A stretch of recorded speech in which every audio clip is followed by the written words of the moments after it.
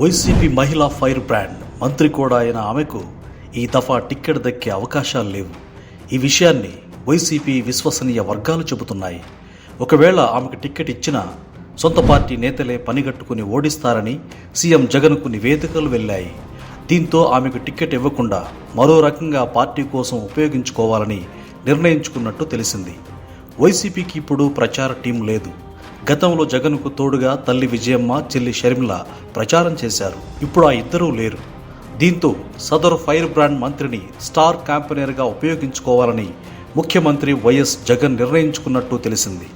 సినీ celebrity కూడా కావడంతో ఎన్నికల ప్రచారంలో పార్టీకి కలిసొస్తుందని సీఎం భావన. ప్రత్యర్థులపై ఆమె పంచులతో విరుచుకుపడుతుంటారు.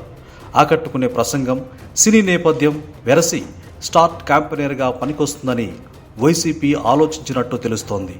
రాయలసీమ నుంచి ప్రాతినిధ్యం వహిస్తున్న సదరు మహిళా మంత్రికి సొంత పార్టీలోనే శత్రువులు ఎక్కువయ్యారు. నియోజకవర్గంలో ఊపిరి పీల్చుకోలేనంతగా ఆమెకు సొంత పార్టీలో పెద్దాయన వ్యతిరేకులను పెంచిపోషించారనే చర్చ జరుగుతోంది. దీంతో సదరు పెద్దాయనకు జగన్ సర్ది చెప్పలేక ఫైర్ బ్రాండ్నే ఎన్నికల పోరు నుంచి విరమింపజేయడానికి నిర్ణయం తీసుకున్నారని తెలిసింది. మళ్లీ ప్రభుత్వం వస్తే ఎమ్మెల్సీ, మంత్రి పదవులు ఇస్తామనే హామీతో టిక్కెట్ను నిరాకరించడానికి ప్లాన్ చేశారని వైసీపీలో చర్చ నడుస్తోంది. వైసీపీలో పెద్ద ఎత్తున జగన్ ప్రక్షాళన చేపట్టిన సంగతి తెలిసిందే. గెలిపే ప్రామాణికంగా జగన్ అభ్యర్థుల ఎంపిక చేపట్టారు. ఈ క్రమంలో సదరు ఫైర్ బ్రాండ్కు గెలుపు అవకాశాలు లేవని గ్రహించి ప్రత్యామ్నాయ చర్యలు చేపట్టారు. Please subscribe .news.